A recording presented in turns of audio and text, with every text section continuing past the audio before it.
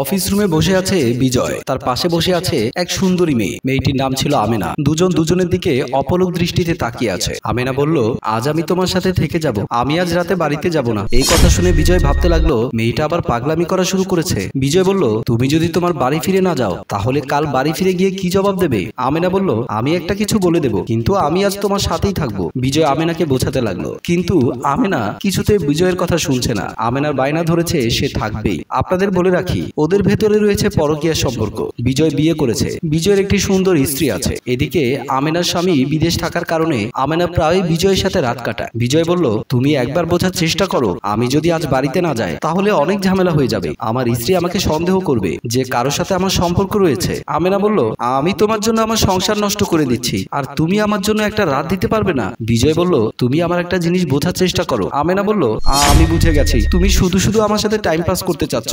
বিজয় বলল, তুমি বোঝার চেষ্টা করো। আমেনা বলল, আমার আর কিছু বোঝার বাকি নেই, আমি এখনই চলে যাচ্ছি, তবে আমাকে ঠকানোর ফল তুমি পাবে। এই কথা বলে আমেনা সেখান থেকে চলে গেল। বিজয় বসে বসে ভাবতে লাগলো, এই মেয়েটা অনেক বড় ভুল করতে যাচ্ছে। এদিকে একটি ড্রয়িং রুমে বসে আছে বিজয়ের মা দোলা বেগম। এমন সময় বিজয়ের স্ত্রী এক কাপ চা বানিয়ে নিয়ে আসলো। মা, আমি আপনার জন্য এক কাপ চা বানিয়ে নিয়ে এসেছি। আপনি তো অনেক আগেই চা চেয়েছিলেন, আমি কাজের জন্য আপনাকে চা বানিয়ে দিতে পারিনি। দোলা বেগম বলল, সারাদিন তুমি অনেক কাজ করো, তাই আমি ভেবে নিয়েছি আমি একটা কাজের মেয়ে রাখবো। মিম একটু ভেবে শাশুড়িকে বলল, মা, কাজের মেয়ে রাখতে হবে না, আমি আমার পরিবারের কাজ এক হাতেই করতে পারবো। দোলা বেগম মনে মনে ভাবতে লাগলো, এত ভালো একটা মেয়েকে আমার বাড়ির বউ করে এনে সত্যি ভালো লাগছে। এমন লক্ষ্মী বউ পাওয়া ভাগ্যের ব্যাপার। মিম বলল, আমি আপনার জন্য খাবার বানাতে গেলাম। মা, আমি আপনার জন্য কি রান্না করব? দোলা বেগম বলল, আমার জন্য আলাদা কিছু রান্না করতে হবে না, তোমরা যা খাবে আমার জন্য তাই রান্না করো। মিম বলল, ঠিক আছে মা। এই কথা বলে মিম সেখান থেকে বেরিয়ে গেল। দোলা বেগম চা খেতে শুরু করলো। মিম যখন রান্নাঘরে রান্না করতে গেল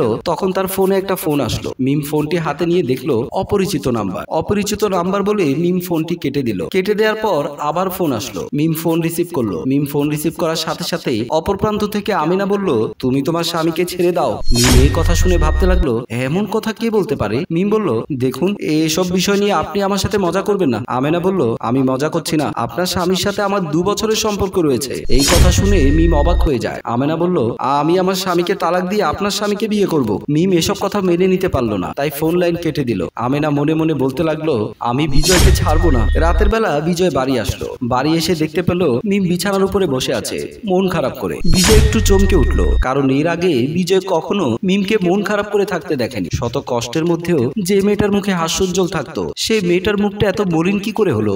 বিজয় মিমের পাশে বসে বলল, কি হয়েছে মিম, তোমার মন খারাপ কেন? মিম কোনো জবাব দিচ্ছিল না। বিজয় আবার বলল, কি হয়েছে, কোনো বিষয় নিয়ে মন খারাপ করে আছো? মিম বলল, হাত মুখ ধুয়ে আসো, আমি তোমার জন্য খাবার রেডি করে আসি। এই কথা বলে মিম চলে যেতে চাইলে বিজয় মিমের হাত ধরে ফেললো।